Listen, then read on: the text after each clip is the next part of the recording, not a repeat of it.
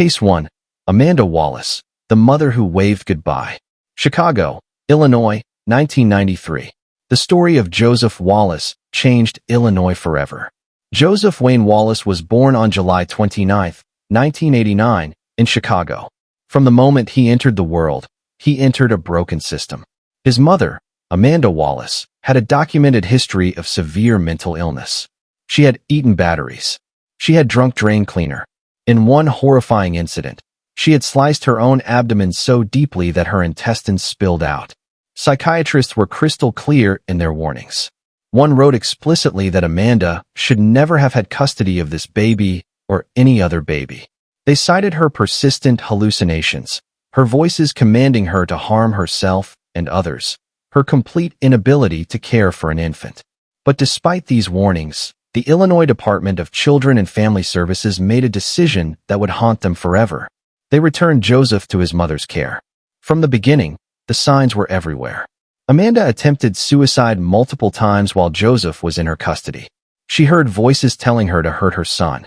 She saw visions of demons. Mental health professionals repeatedly raised red flags, documenting her deteriorating condition and the danger she posed to her child. The system failed Joseph at every turn. Case workers were overwhelmed, communication between agencies broke down, and paperwork sat unread in filing cabinets. Joseph's great-aunt, Yvonne Wallace, desperately wanted to care for the boy.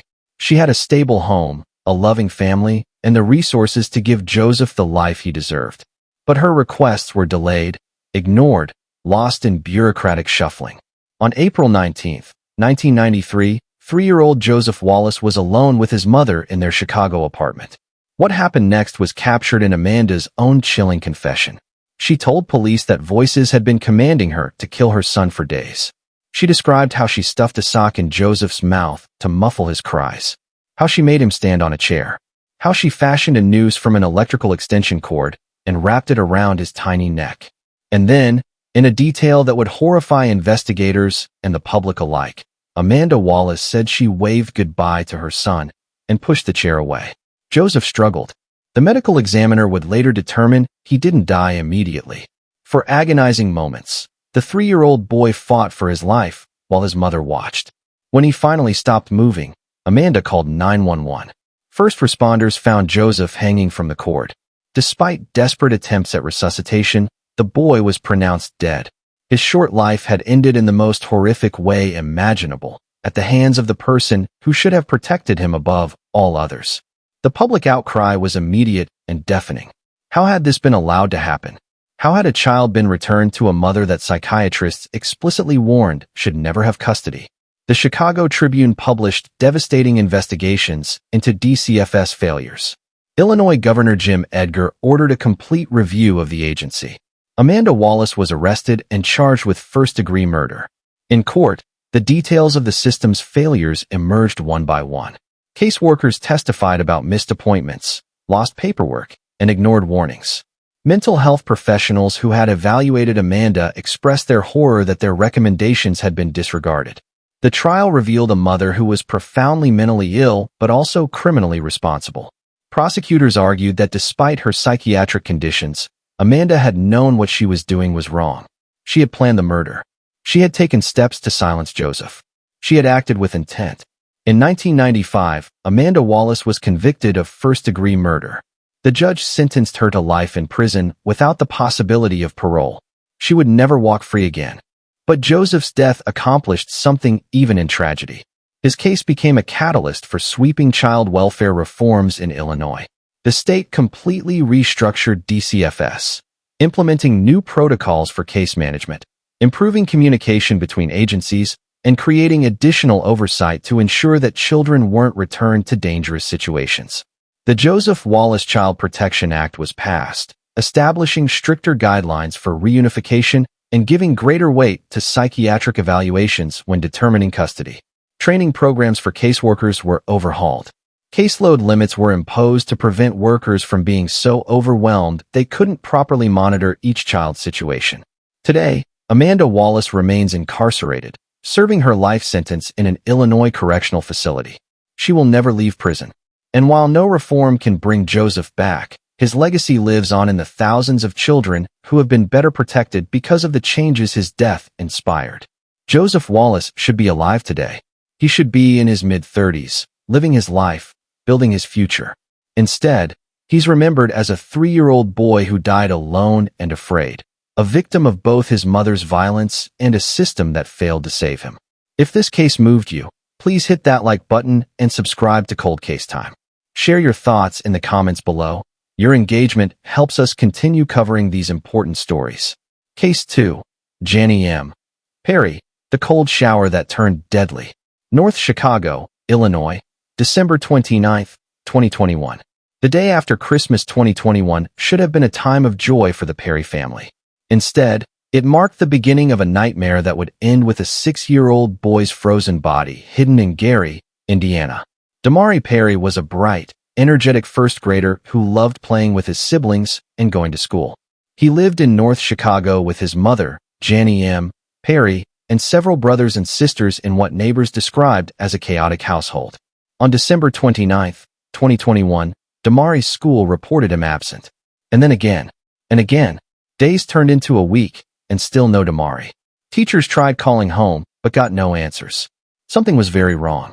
On January 5, 2022, North Chicago police received a missing persons report.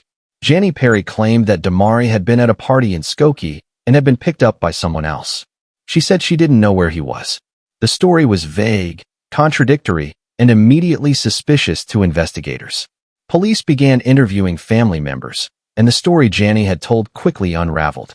Her other children, when questioned separately, told a very different tale, one that was almost too horrific to believe. According to statements from Damari's siblings, their mother had become enraged at the 6-year-old boy sometime around December 29th. In her fury, Jannie forced Damari into a cold shower as punishment. But this wasn't a brief, uncomfortable moment. Witnesses described how Jannie made her son stand in freezing water for an extended period while she grew increasingly angry.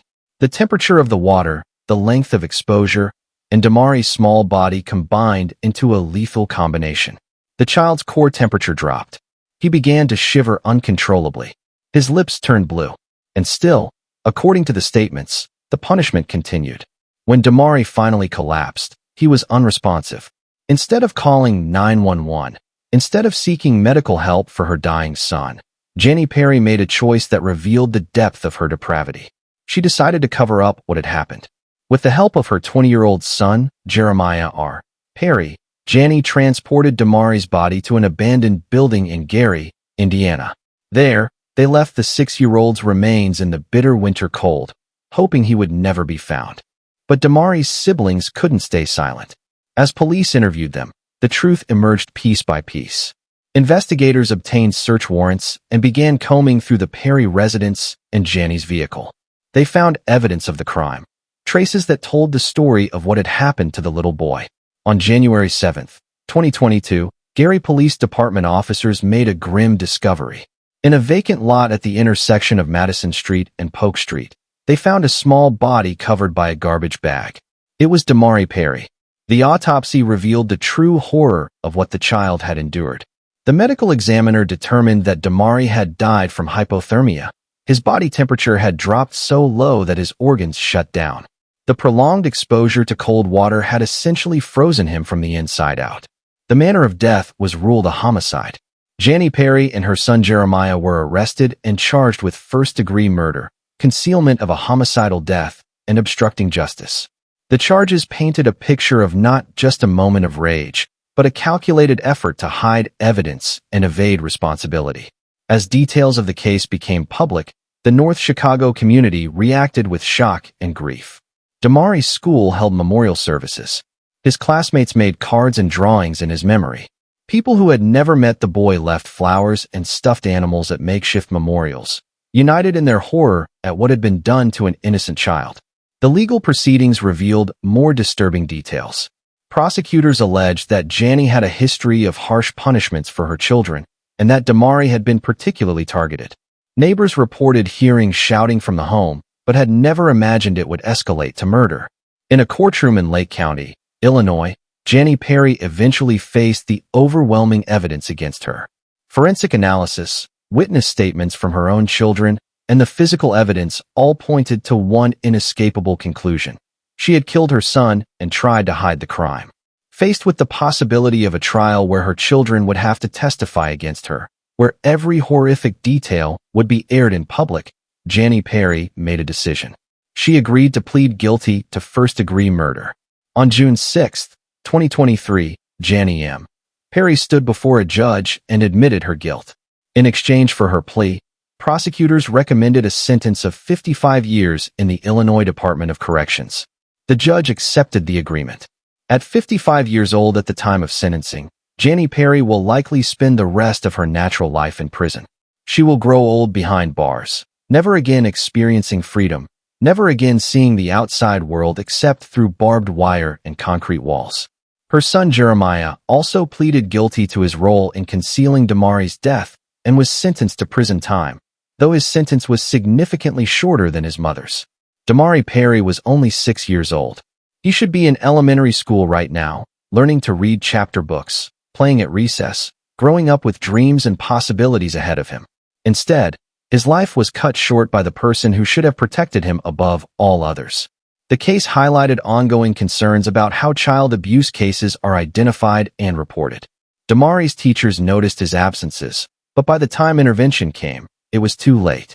Communities across Illinois renewed their commitment to mandatory reporter training and to creating environments where children feel safe speaking about what happens at home. Jannie Perry will never see freedom again. She will never attend another Christmas celebration, never watch her children grow up outside of prison visiting rooms, never live a normal life. This is the consequence of her choice to punish her son to death and then hide his body like garbage. Don't forget to like this video and subscribe to Cold Case Time if you want to stay updated on cases like these. Drop a comment and let us know your thoughts. Case 3. Sarah Safranek, the suffocation in small town Illinois. Oregon, Illinois, May 10, 2011. Oregon, Illinois, is a small town along the Rock River, population around 4,000 people. It's the kind of place where everyone knows everyone, where children ride bikes down quiet streets, where tragedy seems impossibly far away. Until it wasn't. On May 10, 2011, first responders rushed to a home in Oregon following a frantic 911 call. A 7-year-old boy wasn't breathing. His mother, Sarah Safranek, said she had found him unresponsive. Paramedics worked desperately to revive the child, but it was too late. The boy was pronounced dead. Initially, the death appeared to be a tragic medical emergency, perhaps an underlying health condition, perhaps a terrible accident. But as investigators began examining the scene and interviewing family members, inconsistencies emerged. The boy's body showed signs that didn't match the story Sarah was telling. Medical examiners found evidence that raised red flags. This wasn't a natural death or a simple accident. The investigation revealed a horrifying pattern of abuse that had been hidden behind closed doors. Neighbors had noticed the boy seemed withdrawn, quieter than other children his age. Teachers had occasionally seen bruises, but explanations had seemed plausible. Children fall, children play rough, children get hurt. What no one had seen was the systematic abuse happening in the Safranek home. Investigators discovered evidence that the 7-year-old had been subjected to prolonged mistreatment. The abuse had escalated over time, becoming more severe, more dangerous, until it culminated in his death. The medical examiner's report was damning. The boy had died from suffocation. The physical evidence indicated this wasn't accidental. Pressure had been applied to prevent him from breathing until he lost consciousness and died. The manner of death was ruled a homicide. Sarah Safranek was arrested and charged with first-degree murder. The small community of Oregon was devastated. How had this happened? How had a child been killed in their midst without anyone knowing he was in danger? As the legal case progressed, prosecutors built a comprehensive picture of what had occurred. They presented evidence of the abuse the boy had suffered, the escalating violence, and ultimately the fatal act that ended his life. The details presented in court documents painted Sarah not as a mother who had lost control in a single moment, but as someone who had repeatedly chosen to harm her vulnerable child. Sarah Safranek initially maintained her innocence, claiming the death was accidental or unexplained. But as the evidence mounted, forensic analysis, autopsy results, witness statements, her position became increasingly untenable. Faced with the overwhelming case against her, Sarah eventually changed her plea. She admitted to first-degree murder in her son's death. The guilty plea came after negotiations with prosecutors, who agreed to a specific sentencing recommendation in exchange for avoiding a trial. The judge sentenced Sarah Safranek to multiple decades in the Illinois Department of Corrections.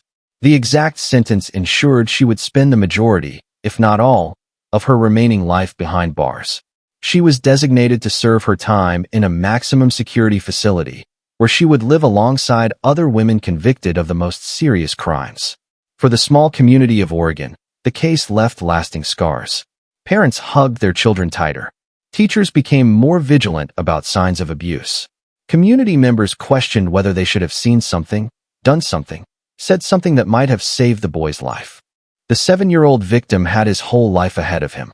Second grade, third grade, middle school, high school, milestones he'll never reach. First crush, first job, graduation, all the experiences that make up a human life, stolen from him before he could even understand what he was losing. Child advocacy groups used the case to push for better training for mandatory reporters, teachers, doctors, daycare workers, and others who interact with children regularly. They emphasized that seemingly minor signs, when taken together, can indicate serious abuse. A withdrawn child, unexplained bruises, frequent absences. These patterns need to be reported and investigated. Sarah Safranek's name is now forever associated with one of Oregon, Illinois' darkest moments. In a town where violent crime is rare, where murder is almost unheard of, she committed the ultimate betrayal, killing her own child. She will grow old in prison. She will never return to the quiet streets of Oregon. She will never live as a free woman again. This is the price for suffocating a 7-year-old boy who depended on her for everything. The boy's grave in Oregon is visited by community members who never knew him but feel connected to his story. They leave flowers, toys, notes expressing grief for a life cut short. They remember a child whose name should be known for accomplishments and joy, not for the horrific way his life ended. Sarah Safranek has become a cautionary tale, a reminder that monsters don't always look like monsters. They can be mothers, neighbors, people who seem ordinary on the surface while committing unspeakable acts behind closed doors.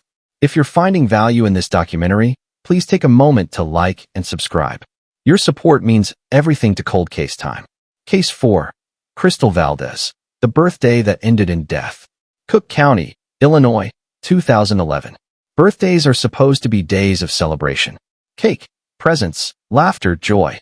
For a 4-year-old child, a birthday is pure magic, the center of attention, surrounded by love, feeling special and cherished. For one little boy in Cook County, his 4th birthday became his last day alive.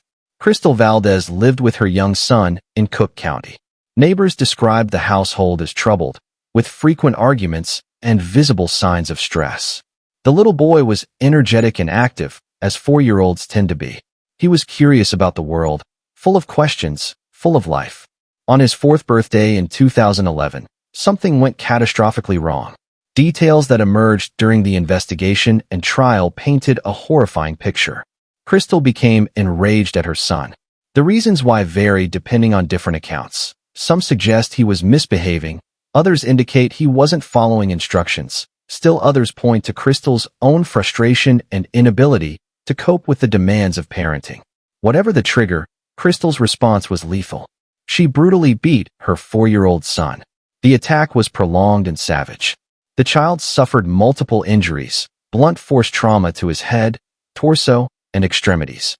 Medical examiners would later document the extensive damage done to his small body. The boy died from his injuries. On what should have been the happiest day of his young life, he instead experienced unimaginable pain and terror at the hands of his own mother. When emergency services arrived, Crystal claimed the child had fallen or hurt himself accidentally. But investigators immediately recognized that the injuries were inconsistent with her story. The pattern of trauma, the severity of the wounds, the location of injuries, all pointed to intentional infliction of harm. Detectives from the Cook County Sheriff's Department launched a homicide investigation. They interviewed witnesses, examined the scene, and worked with medical examiners to reconstruct what had happened. The evidence overwhelmingly indicated that this was murder, not an accident. Crystal Valdez was arrested and charged with first-degree murder. The charges alleged that she had knowingly and intentionally beaten her son to death with full awareness of what she was doing. The case went to trial, where prosecutors presented forensic evidence, expert testimony, and witness statements. They described the injuries in clinical detail, painting a picture of sustained violence against a defenseless child. Defense attorneys attempted to argue for lesser charges or mitigating circumstances, but the evidence was simply too strong. A Cook County jury found Crystal Valdez guilty of first-degree murder. The verdict came after deliberations where jurors had to review photographs of the child's injuries, listen to testimony about his final moments, and consider whether his mother had truly intended to kill him. The answer was clear, yes. During sentencing, the judge emphasized the particular cruelty of the crime. This wasn't a stranger who harmed the boy. This was his mother, the person he trusted most in the world.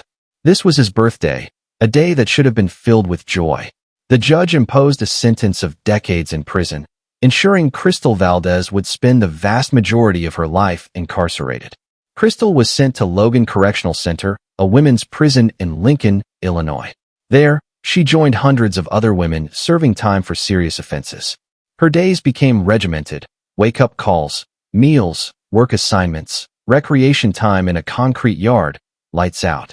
This routine will continue for decades, year after year, until she's elderly and her life has passed by within prison walls. The 4-year-old boy's birthday will never be celebrated again. There will be no 5th birthday, no starting kindergarten, no learning to ride a bike, no first day of school photos. All of those milestones, all of those precious moments parents treasure, were stolen from him by the person who should have been taking the pictures and planning the parties. Extended family members who loved the boy struggled with grief and guilt. Could they have done something? Should they have intervened more forcefully? These questions haunted them, even though the responsibility for the child's death rested solely with Crystal. Child welfare advocates point to cases like this when discussing the importance of intervention. When family members, neighbors, or others see signs of abuse, they emphasize the critical importance of reporting to authorities. One phone call to DCFS might have saved this child's life. One intervention might have removed him from danger before it was too late. But those interventions didn't come.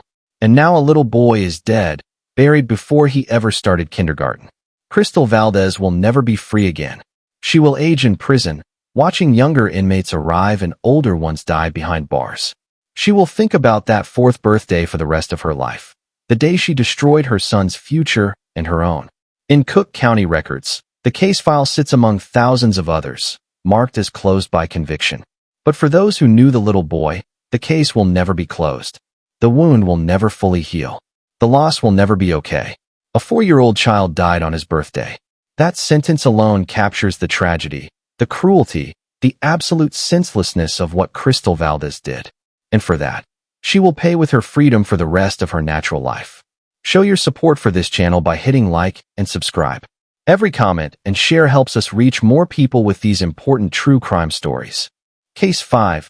Paula Sims, the serial baby killer of Alton, Illinois, 1986 to 1989. Some cases are so bizarre, so improbable, that they strain belief. When Paula Sims reported that her infant daughter had been kidnapped by a masked intruder in 1986, police were sympathetic. When she reported a nearly identical scenario 3 years later with another infant daughter, investigators knew they were dealing with something far more sinister. Paula Sims and her husband Robert lived in the Alton area, a community along the Mississippi River in southwestern Illinois. On the surface, they appeared to be a normal couple starting a family. But beneath that surface lurked dark secrets that would eventually be exposed in one of Illinois' most shocking cases. In 1986, Paula gave birth to a daughter named Lorelei. The baby was healthy and beautiful. But on June 17, 1986, when Lorelei was just 13 days old, Paula called police with a frantic story. She claimed that while Robert was out, a masked intruder had broken into their home. The intruder had knocked her unconscious, and when she came to, baby Lorelei was gone. Police launched a massive search operation, combing the area for any sign of the infant or the alleged kidnapper. The case generated significant media attention. Local news covered the story extensively. Community members joined search efforts. Everyone hoped for baby Lorelei's safe return. Instead, searchers made a grim discovery. Lorelei's body was found in a wooded area near the Sims' home. The baby had been killed. The medical examiner determined she had been suffocated. Paula stuck to her story about the masked intruder. Police had their suspicions. The details didn't quite add up. There was no evidence of forced entry. No witnesses had seen anyone suspicious in the area, but they lacked proof to contradict her account. The case eventually went cold, leaving investigators frustrated and a community haunted by the unsolved death of an infant. 3 years passed. Paula gave birth to another daughter, Heather Lee, in 1989. On April 29, 1989, when Heather was just 6 weeks old, Paula made another horrifying call to police. She reported that once again, while Robert was away, a masked intruder had entered their home. Once again, she had been knocked unconscious. And once again, her infant daughter was missing. This time, police weren't buying it. The similarities were too striking. The circumstances too convenient. The odds of the same person being targeted by infant kidnapping masked intruders twice, with identical scenarios, defied statistical probability. Detectives immediately focused their investigation on Paula herself. They questioned her extensively, looking for inconsistencies in her story. They examined her background, her relationship with Robert, her behavior after Lorelei's death. They brought in FBI behavioral analysts to develop a profile. Meanwhile, search teams found baby Heather's body in a trash can behind the Sims' home. Like her sister before her, 6-week-old Heather had been suffocated to death. The evidence began mounting against Paula. Investigators discovered she had shown a preference for sons over daughters, expressing disappointment when both children were born female. Friends and family members reported that Paula had seemed ambivalent or even hostile toward her baby daughters. Robert, who had been away during both alleged kidnappings, came under scrutiny as well. Was he complicit? Did he know what his wife had done? The investigation probed every aspect of the Sims family dynamics. Forensic analysis contradicted Paula's claims. There was no evidence of intruders, no evidence she had been knocked unconscious, no evidence that supported any part of her kidnapping stories. Instead, all evidence pointed to Paula herself being the killer of both infant daughters. Paula Sims was arrested and charged with 2 counts of first-degree murder. The trial, when it finally took place, captivated the region. Prosecutors presented their theory. Paula had killed both daughters because she wanted sons instead. She had suffocated them shortly after birth and then staged elaborate cover-up scenarios with the masked intruder story. The defense attempted to argue that someone else was responsible, that the similarities between the cases were coincidental, that Paula was a victim of circumstance. But the jury didn't believe it. In 1990, Paula Sims was convicted of murdering both Lorelei and Heather. The evidence, particularly the near-identical nature of both incidents, was overwhelming. The judge sentenced her to life in prison without the possibility of parole. Robert Sims maintained his innocence and was never charged in connection with the deaths, though suspicions lingered about what he knew and when he knew it. The couple eventually divorced after Paula's conviction. Paula Sims was sent to Dwight Correctional Center and later transferred to other Illinois women's facilities as the system reorganized. She has now spent over 3 decades behind bars. She will die in prison, having spent more of her life incarcerated than she spent free. The case became a touchstone for discussions about maternal filicide, mothers who kill their children. Psychologists analyzed Paula's possible motivations, from gender disappointment to postpartum psychosis to personality disorders. But no psychological explanation can truly make sense of suffocating 2 helpless infants. Lorelei and Heather Sims never had a chance at life. They were murdered within weeks of their births by the woman who carried them for 9 months. They never learned to walk, never said their first words, never experienced a single childhood memory. Their entire existences were measured in days. The Alton community was deeply scarred by the case. The idea that a mother could kill not 1 but 2 of her babies, then lie so brazenly about what happened, challenged fundamental assumptions about maternal instinct and human nature. Paula Sims represents one of the most disturbing types of offenders, the serial child killer who specifically targets her own offspring. Unlike cases where anger or abuse escalates to fatal violence, Paula's crimes appeared premeditated. She gave birth to these children knowing she intended to kill them. In prison, Paula has become something of a pariah even among other inmates. The code among incarcerated individuals places child killers at the bottom of the hierarchy. Paula's crimes, killing 2 babies, mark her as someone even other prisoners view with disgust. She will never breathe free air again. She will never know what it's like to live without bars and guards and constant surveillance. She will never experience holidays or vacations or simple pleasures like choosing what to wear or when to eat. This is her reality for the rest of her life, the consequence of extinguishing 2 innocent lives before they barely began. If this deep dive into true crime is valuable to you, please don't forget to like and subscribe. Comment below and let Cold Case Time know what you think about these cases. Case 6. JoAnn Cunningham. The Shallow Grave in Crystal Lake. Crystal Lake / Woodstock, Illinois, April 2019.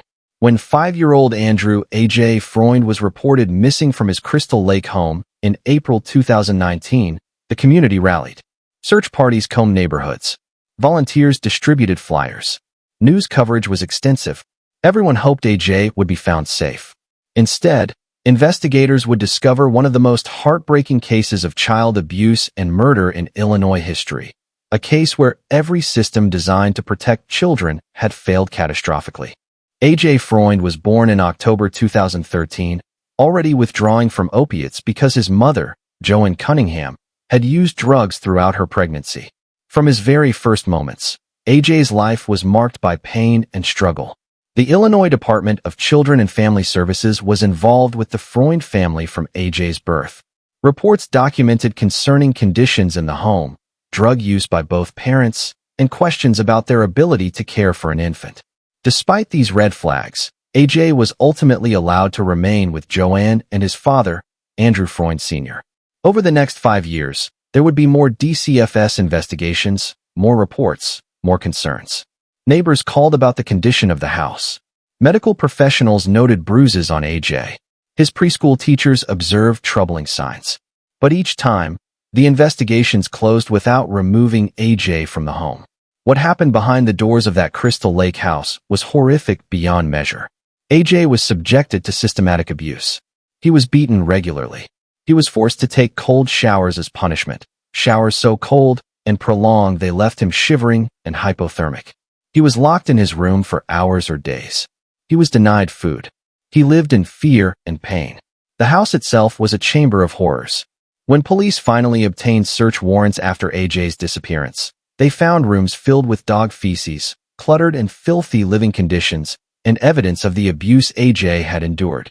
On April 15, 2019, JoAnn Cunningham called police to report that A.J. was missing. She claimed he had disappeared from his bed sometime during the night. Police immediately launched a missing child investigation, treating it as a potential abduction. But investigators quickly became suspicious. The parents' stories didn't align. There were inconsistencies in their accounts of when they had last seen A.J., what he had been wearing, and what had happened. The condition of the home raised immediate red flags.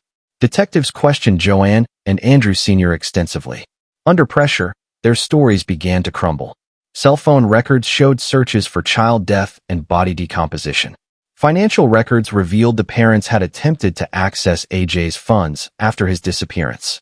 The evidence pointed to one terrible conclusion: A.J. was dead, and his parents were responsible. On April 24, 2019, both parents were arrested. During interrogation, they finally revealed what had happened to A.J. and where his body could be found. A.J. had been forced to take a prolonged cold shower as punishment for lying about soiling his underwear. The shower was so cold and lasted so long that it killed the 5-year-old boy. Instead of calling for help, instead of trying to save their son, JoAnn and Andrew Sr. decided to cover up what they had done.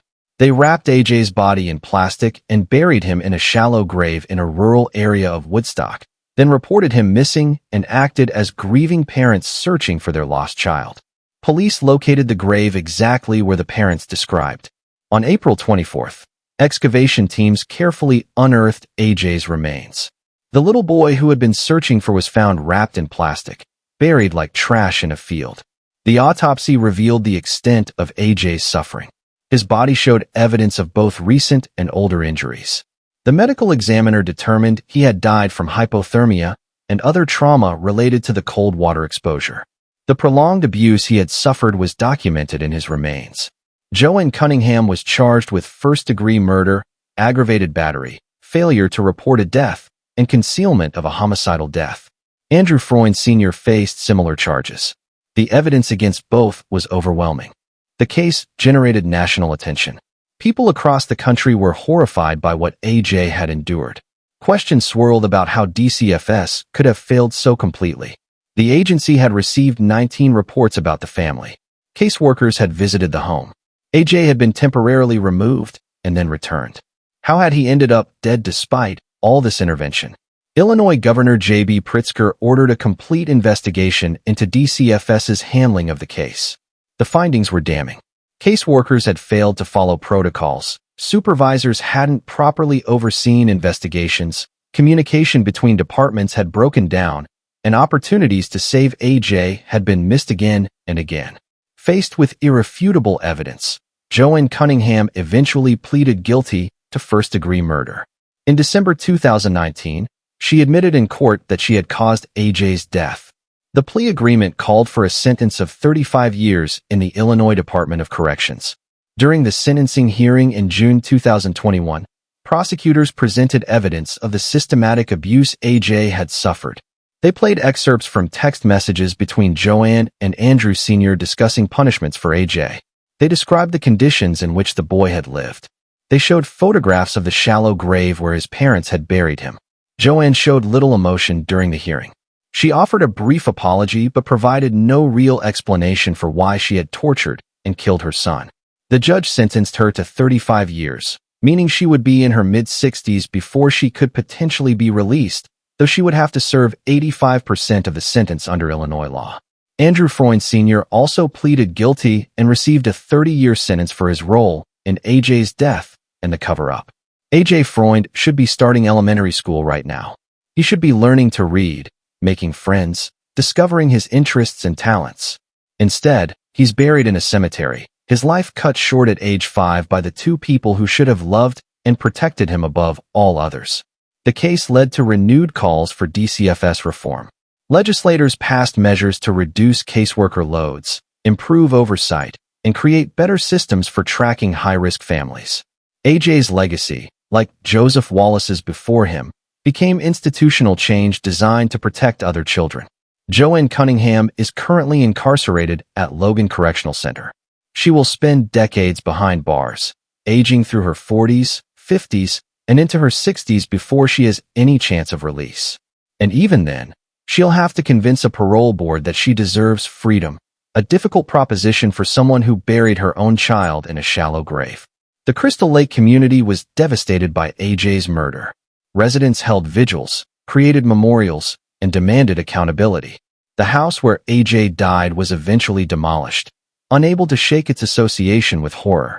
AJ's grandmother, who had tried to get custody of the boy, spoke publicly about her grief and her frustration with a system that kept returning AJ to danger. Her heartbreak represented the feelings of everyone who had tried to help AJ but been thwarted by bureaucracy, legal requirements, and a system that prioritized family reunification over child safety. JoAnn Cunningham's name will forever be linked with one of Illinois' most notorious child murders. She will never escape what she did. Even in prison, her crime follows her, marking her as someone who committed one of the most unforgivable acts imaginable. Please take a second to like this video and subscribe to Cold Case Time. Your support helps us tell these stories and honor these young victims. Case 7. Andriel Hagler, the Uptown Chicago Tragedy. Uptown, Chicago, 2008. The uptown neighborhood of Chicago is diverse, vibrant, and densely populated. Families live stacked on top of each other in apartment buildings, where sounds carry through thin walls and neighbors often know each other's business. Which makes it all the more tragic that an 8-year-old girl could be killed without anyone intervening in time. Andriel Hagler lived with her young daughter in an uptown apartment. Neighbors described hearing arguments, raised voices, sounds of distress. But in a dense urban environment, noise is constant, and the line between normal family conflict and dangerous abuse can be difficult for outsiders to discern. The 8-year-old girl attended school when she was allowed to. Teachers noticed absences, bruises, a withdrawn demeanor. Reports were made to DCFS, as required by law. Investigations were opened. But once again, the system failed to protect the child in time. Details of what happened to the girl emerged slowly, as investigators pieced together evidence and witness statements. The child had been subjected to abuse that escalated over time. What began as harsh punishment evolved into systematic violence. The 8-year-old endured beatings, deprivation, and terror. On the day of her death, the girl suffered fatal injuries at her mother's hands. The exact circumstances varied depending on different accounts and evidence presented during legal proceedings, but the conclusion was undeniable, and Real Hagler had killed her own daughter. When emergency services were finally called, it was too late. The 8-year-old was pronounced dead. Medical examiners determined the manner of death was homicide, the result of intentional violence inflicted by her mother. Chicago Police Department detectives arrested Real Hagler and charged her with murder. The case was prosecuted by the Cook County State's Attorney's Office, which handles thousands of violent crime cases each year, but found this one particularly disturbing. The investigation revealed the pattern of abuse the child had suffered. DCFS records showed multiple contacts with the family, investigations that had opened and closed, opportunities that might have saved the girl's life if different decisions had been made. Child welfare advocates pointed to the case as another example of system failure. Mandatory reporters had done their jobs by calling in concerns, but the investigations hadn't resulted in protective action. The girl remained in her mother's custody until it was too late. Faced with overwhelming evidence, Real Hagler eventually pleaded guilty to the charges against her. The plea agreement spared the necessity of a trial where the full details of the child's suffering would have been presented to a jury. It also spared witnesses, including potentially other children, from having to testify. The judge sentenced Real Hagler to a lengthy prison term. The exact number of years meant she would spend the majority of her remaining life incarcerated. She was sent to an Illinois women's correctional facility to begin serving her sentence. The 8-year-old girl's death added to the growing pressure on Illinois to reform its child welfare system. Her case, along with others, demonstrated that despite previous reforms inspired by tragedies like Joseph Wallace, gaps remained. Children were still falling through cracks, still dying despite DCFS involvement. The uptown community mourned a child they had mostly known from a distance. A little girl seen walking to school, playing occasionally outside, living a life neighbors had no idea was filled with abuse. Residents questioned whether they should have done more, called more often, insisted more forcefully that someone intervene. But the responsibility for the 8-year-old's death rested solely with her mother. Real Hagler made choices, to abuse her daughter, to escalate that abuse, to ultimately kill the child. Those choices were hers alone. In prison, Hagler joined the population of women serving time for violent offenses. Her days became structured around institutional routines: wake up, meals, work assignments, limited recreation, lights out. This routine will continue year after year, decade after decade. The 8-year-old girl is buried in a Chicago cemetery. Her grave is visited by extended family members and occasionally by strangers who read about her case and felt compelled to pay respects to a child they never knew. They leave flowers, teddy bears, notes expressing grief for a life that should have been filled with possibility but was instead cut short by violence. Child advocacy organizations in Illinois used the case to push for additional reforms. They emphasized the need for better coordination between schools, medical providers, police, and DCFS. They called for risk assessment tools that could better identify children in immediate danger. They demanded accountability when investigations failed to protect children. Some changes were implemented. Training programs were enhanced. Protocols were revised. But as subsequent cases would prove, no system is perfect, and some children would continue to slip through despite best efforts. Real Hagler will likely die in prison. If she lives a normal lifespan, she might eventually be released as an elderly woman, but she'll have spent the best years of her adult life behind bars.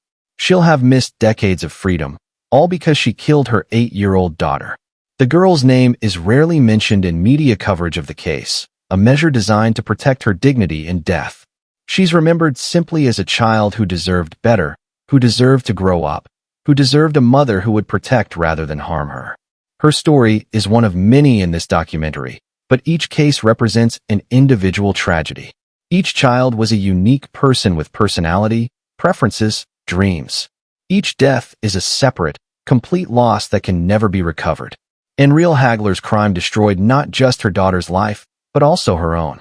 She traded freedom for prison, motherhood for the label of child killer, future possibilities for endless regret. Whatever drove her to murder her child, anger, frustration, mental illness, substance abuse, the outcome is the same. An 8-year-old is dead, and her mother will never see freedom again. If you appreciate these in-depth documentaries, show your support by hitting like and subscribe. Every comment helps Cold Case Time continue this important work. Case 8. Nicolette Lawrence, The Fatal Punch. Lake County, Illinois, 2023. Lake County sits north of Chicago, a mix of suburban communities, small towns, and rural areas. It's generally considered safe, with crime rates lower than the urban centers to the south, which made the events of 2023 all the more shocking to residents. Nicolette Lawrence lived with her 11-year-old daughter in Lake County. The preteen was at that difficult age between childhood and adolescence, navigating school, friendships, and the challenges of growing up. She should have been worrying about homework, sports, maybe her first crush, normal concerns for an 11-year-old. Instead, she lived in fear of her own mother. Details of the family's history revealed concerning patterns. There had been conflicts, arguments, instances of harsh discipline.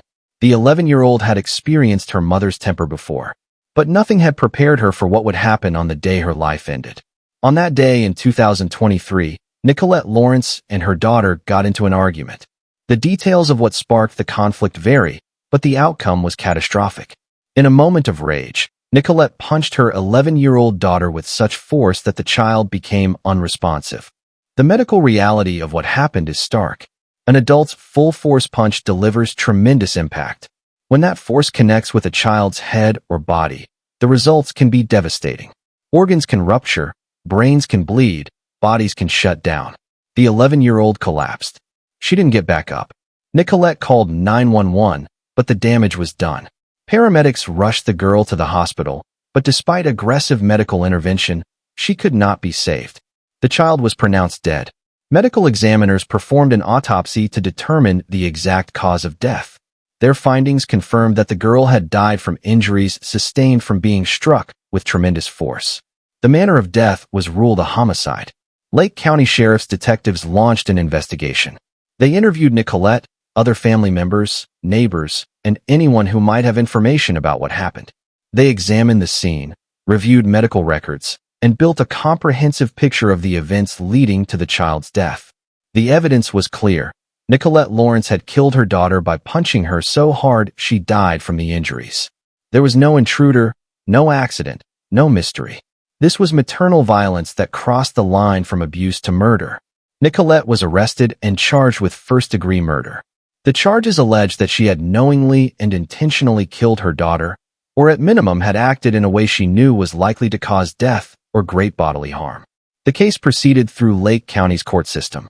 Prosecutors presented evidence of the fatal assault, medical testimony about the injuries, and witness statements. The defense had little to work with. The facts were not in dispute. Nicolette had admitted to striking her daughter. The medical evidence showed that blow had caused the girl's death. The question became one of intent and degree. Had Nicolette intended to kill her daughter, or had she struck her in anger without thinking about the consequences? Under Illinois law, even if she hadn't specifically intended death, acting in a way that creates a strong probability of death or great bodily harm can constitute murder. Nicolette Lawrence was found guilty and sentenced to decades in prison. The judge emphasized the particular cruelty of the crime, a mother killing her own child with her bare hands, ending an 11-year-old's life in a moment of rage. She was sent to Logan Correctional Center or another Illinois women's facility to begin serving her sentence. She will remain there for decades, living in 6-by-8-foot cells, eating institutional food, following rules set by corrections officers, her life no longer her own. The 11-year-old girl's death devastated her extended family. Relatives who loved her struggled with grief and anger. They mourned the child she was and the woman she would never become. They thought about all the experiences she would miss, middle school graduation, getting a driver's license, prom, college, career, marriage, children of her own. All of it stolen in a single punch. The Lake County community reacted with horror. Parents hugged their children tighter. Teachers and counselors reminded students about resources available if they felt unsafe at home. Community members asked how such a thing could happen, how a mother could kill her child over an argument. Child psychologists and family violence experts weighed in on the case. They discussed how parental anger can escalate, how some adults lack the emotional regulation skills to manage frustration without resorting to violence, how children are particularly vulnerable when their caregivers become their abusers.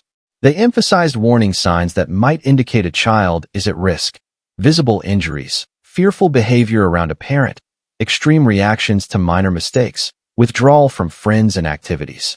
They urged anyone who sees these signs to report concerns to authorities. But for the 11-year-old girl, those interventions came too late. She died before anyone could save her, killed by a punch from the woman who gave birth to her. Nicolette Lawrence's life is now defined by her crime. She's not a mother anymore, not in any meaningful sense. She's an inmate, a convicted murderer, a woman who will spend most of her remaining years in prison for killing her child. If she serves her full sentence and is eventually released, she'll emerge as an elderly woman. The world will have changed around her. Technology will have advanced. People she knew will have aged or died. She'll have missed decades of life, all because she couldn't control her anger for one crucial moment. The 11-year-old is buried in a Lake County cemetery. Her grave bears her name, her dates of birth and death, dates that are far too close together. Visitors leave flowers and stuffed animals, small tokens of remembrance for a child who should still be alive. Her death is a stark reminder that child abuse can happen anywhere, in any community, in any family. It doesn't just occur in poverty-stricken areas or among families already known to social services. It can happen in suburban Lake County, in homes that look normal from the outside. Nicolette Lawrence will have decades to think about what she did, to replay that moment in her mind, to live with the knowledge that she killed her own daughter. Whether she feels remorse, whether she's found any peace or understanding, whether she's changed as a person, none of it can bring back the 11-year-old girl. The child is gone forever, and her mother will never see freedom again. Don't forget to like and subscribe to Cold Case Time. Your engagement helps us produce these important documentaries about cases that deserve to be remembered. Case 9. Kalia E. Sprinkle, the Twin Tragedy. Peoria County, Illinois, 2022. Having twins is often described as double the joy, double the work. Two babies born together, sharing their earliest moments, growing up side by side. For parents, raising twins presents unique challenges, but also unique rewards. Kalia E. Sprinkle had twin toddler sons. These little boys should have been each other's best friends, constant playmates, brothers who would share a special bond for their entire lives. Instead, one twin is dead and the other survived with serious injuries, victims of their mother's abuse. In 2022, authorities in Peoria County received alarming reports about Kalia's twin sons. The details were disturbing. Both toddlers had been subjected to abuse that left them with significant injuries. The case was immediately assigned to experienced investigators who specialized in child abuse cases. Medical examinations of the twins revealed the extent of their suffering. Both boys showed signs of physical trauma. One twin's injuries were so severe, they proved fatal. The medical examiner determined the cause of death was consistent with abuse, marking the manner of death as homicide. The surviving twin was hospitalized with serious injuries. Doctors worked to treat his physical wounds, while social workers considered the psychological trauma he had endured. Even at his young age, the abuse would leave lasting scars, both visible and invisible. Peoria County authorities arrested Kalia E. Sprinkle and charged her with murder and aggravated battery. The charges alleged that she had intentionally inflicted the injuries that killed one son and seriously harmed the other. The evidence included medical records, expert testimony from child abuse pediatricians, and forensic analysis. A grand jury reviewed the evidence and returned an indictment, formally charging Kalia with the crimes. The indictment meant a group of citizens had examined the evidence and determined there was probable cause to believe she had committed murder and battery against her own children. The case highlighted the particularly vulnerable position of very young children.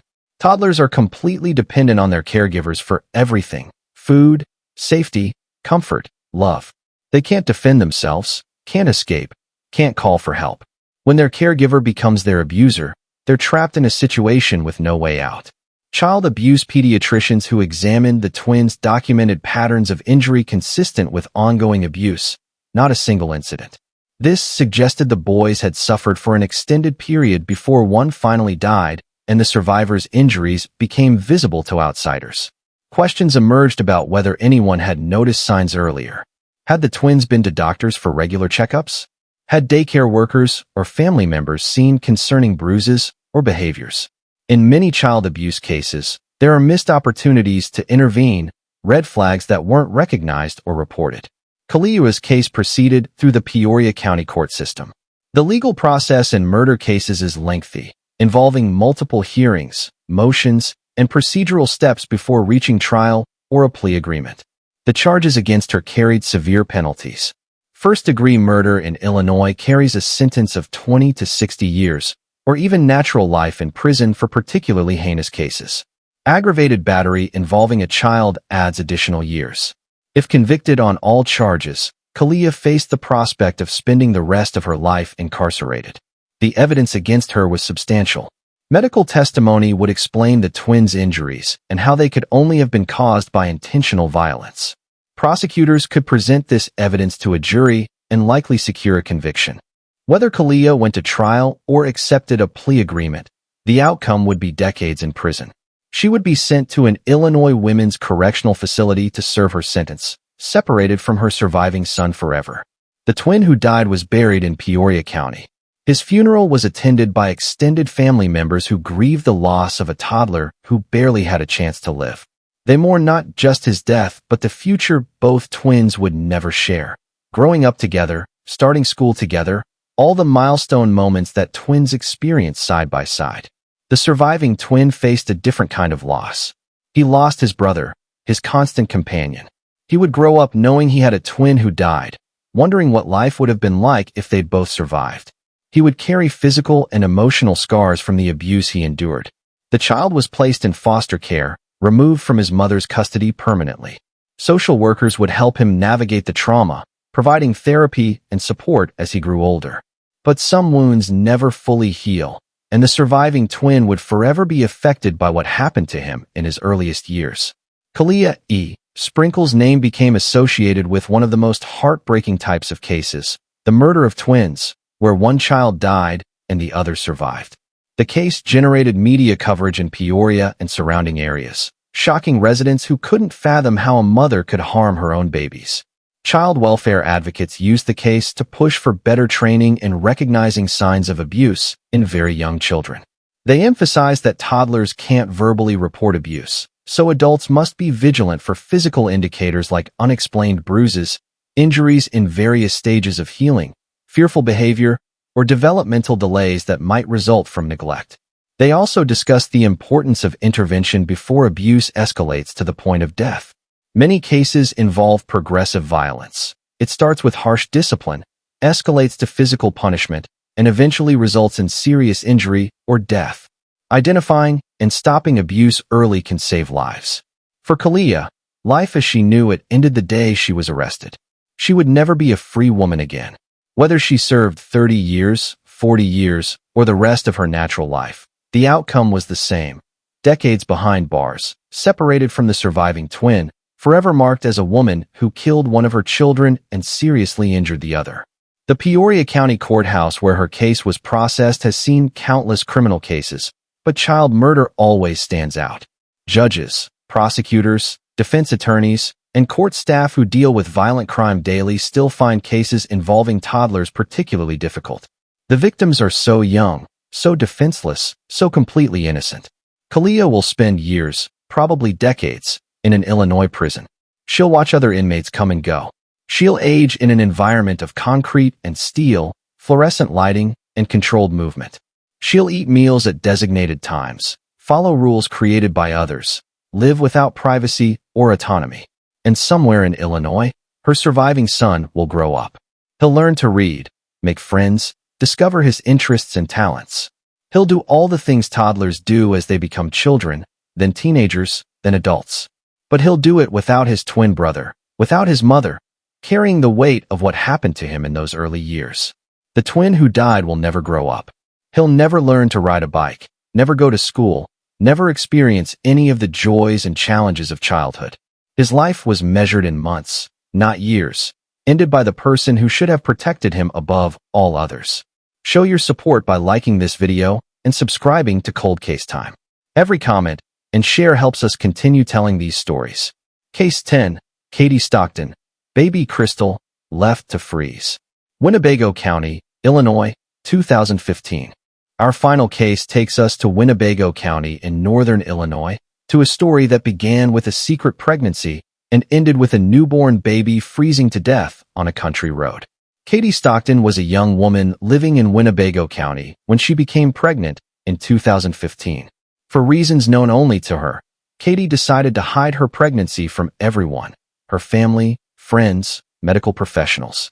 She went 9 months without prenatal care, without telling anyone, concealing her growing belly and preparing for a birth she would face alone. On a cold day in February 2015, Katie went into labor. Alone and in secret, she gave birth to a baby girl. The infant was healthy, full-term, and viable, a baby who could have lived a normal life if given basic care and warmth. Instead, Katie made a decision that would shock investigators and the community. She wrapped the newborn in whatever materials she had available, placed the baby in a bag, and drove to a remote country road in Winnebago County. There, in the freezing winter cold, Katie abandoned her newborn daughter on the side of the road. She left the baby alone in temperatures well below freezing and drove away. The tiny infant, unable to regulate her body temperature, unable to cry loud enough for anyone to hear, unable to do anything to save herself, slowly froze to death. Hypothermia set in as her core temperature dropped. Her body tried to preserve warmth, shunting blood to vital organs, but it wasn't enough. The newborn died alone on that country road, her first and only hours of life spent in cold and darkness. A passerby eventually discovered the baby's body. The discovery triggered an immediate investigation by the Winnebago County Sheriff's Office. Who was this baby? How did she end up on a rural road? Was this a tragic accident or something more sinister? The medical examiner's autopsy determined the baby had been born alive and healthy. She had died from exposure to cold, hypothermia that resulted from being left outside in winter temperatures. The manner of death was ruled a homicide.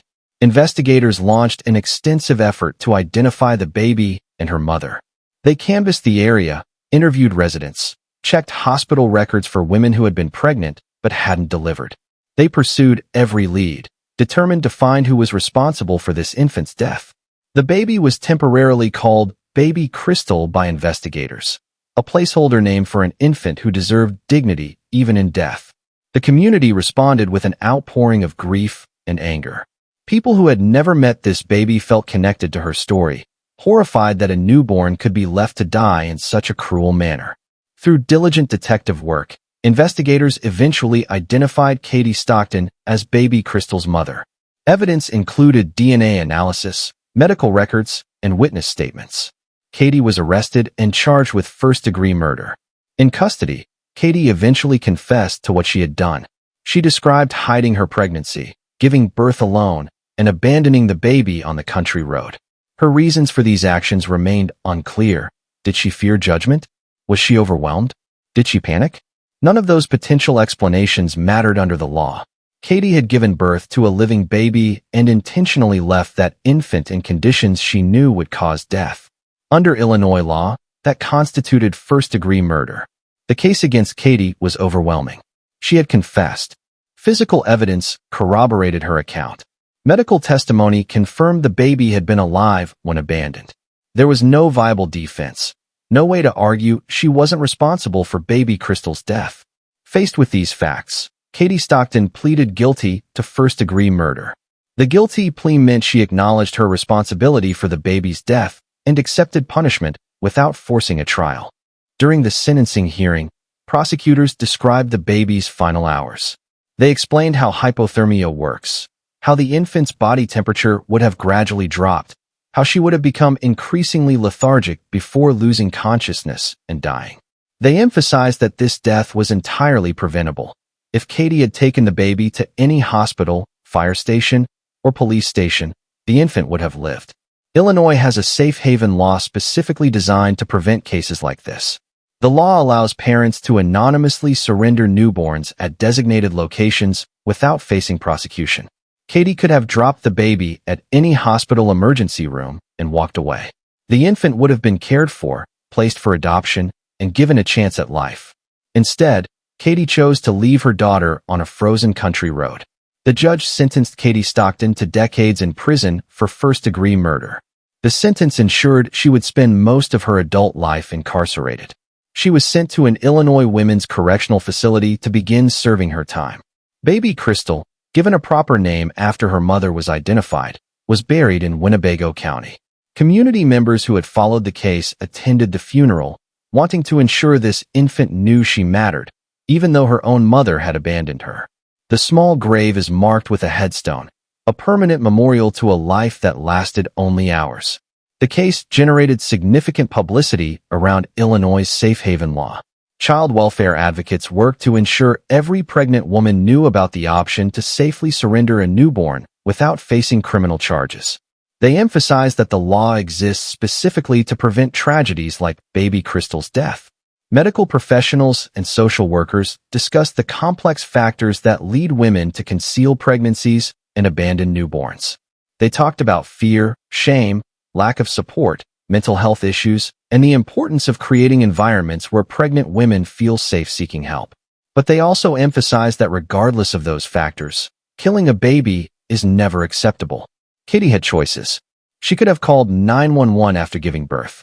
She could have taken the baby to a safe haven location. She could have told someone she was pregnant and needed help. Any of those choices would have resulted in the baby living. Katie Stockton is now in her 30s, serving her decades-long prison sentence. She will be middle-aged or elderly by the time she's released, having spent the prime years of her life behind bars.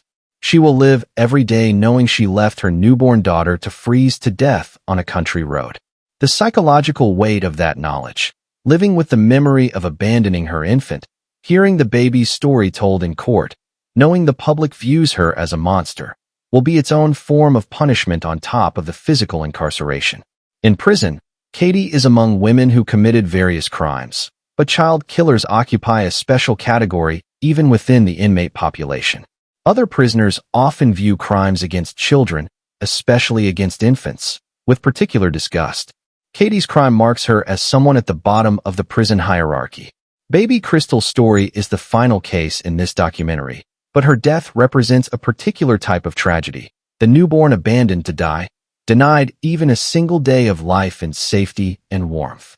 These cases, though rare, happen across the country every year, despite safe haven laws designed to prevent them. Each case represents a failure of support systems, a failure of education about available options, and ultimately a failure of the individual who chose to abandon rather than protect an infant. Katie Stockton will never see freedom again, or at least not for many decades. The baby she gave birth to in secret, the daughter she abandoned on a frozen road, will never see anything again. Baby Crystal's entire existence was a few hours of cold and darkness, followed by death. The Winnebago County community remembers baby Crystal every February, marking the anniversary of her death with vigils and renewed commitments to protecting vulnerable children. They remember an infant who never had a chance, whose mother chose abandonment over love. Katie's story closes this documentary on the same note where we began. Mothers who committed the unthinkable, who betrayed the most fundamental bond, who will never see freedom again. Please like this video, subscribe to Cold Case Time, and share your thoughts in the comments. Thank you for watching this difficult but important documentary. 10 Illinois mothers. 10 innocent children. 10 cases that changed families, communities, and laws. Amanda Wallace, who waved goodbye to her 3-year-old son before pushing the chair away. Jannie Perry, who forced her 6-year-old into a cold shower until he died from hypothermia. Sarah Safranek, who suffocated her 7-year-old son after prolonged abuse. Crystal Valdez, who beat her 4-year-old to death on his birthday. Paula Sims, who killed 2 infant daughters and tried to blame masked intruders. JoAnn Cunningham, who buried 5-year-old AJ in a shallow grave after killing him with a cold shower. And Real Hagler, who killed her 8-year-old daughter in their uptown Chicago apartment. Nicolette Lawrence, who punched her 11-year-old daughter so hard she died. Kalia Sprinkle, who abused her twin toddlers, killing one and seriously injuring the other. And Katie Stockton, who left her newborn daughter to freeze to death on a country road. These 10 women share certain commonalities. They are all mothers who killed their own children. They all were convicted and sentenced to long prison terms. They will all spend decades, if not the rest of their lives, behind bars. They will never see freedom again. But beyond these surface similarities, each case is unique. Each represents a different type of maternal violence, different circumstances, different failures of systems designed to protect children. Each child was an individual, a person with personality, potential, and a future that was stolen. These stories are difficult to hear. They challenge our assumptions about maternal instinct, about the bond between mother and child, about human nature itself. We want to believe that mothers innately protect their offspring, that this instinct is universal and unchangeable. Cases like these force us to confront the uncomfortable truth that some women, for reasons ranging from mental illness to cruelty to pure evil, harm the very children they should protect. These aren't accidents. These aren't moments of poor judgment. These are intentional acts of violence against the most vulnerable victims imaginable. The legacy of these cases extends beyond the individual tragedies. Joseph Wallace's death led to sweeping DCFS reforms. A.J. Freund's murder triggered another wave of changes to child welfare systems. Each case added pressure for better protections, better oversight, better intervention. But reforms can only do so much. Systems can be improved, but they can't reach into every home, can't monitor every family 24 hours a day, can't prevent every tragedy. Some children will always slip through cracks, will always be hidden behind closed doors, will always be failed by the adults in their lives. What we can do is remain vigilant. We can pay attention to signs of abuse. We can report concerns to authorities. We can support organizations that protect children and advocate for stronger laws. We can ensure these stories aren't forgotten, that these children's names and lives mean something beyond the horrible ways they died. For the 10 mothers in this documentary, life as they knew it ended the day they were arrested. They traded freedom for prison cells, motherhood for the label of child killer, futures for endless regret. Whether they feel remorse, whether they've found any peace, whether they understand the magnitude of what they did, we may never know. What we do know is that they will spend decades behind bars. They will age in prison. They will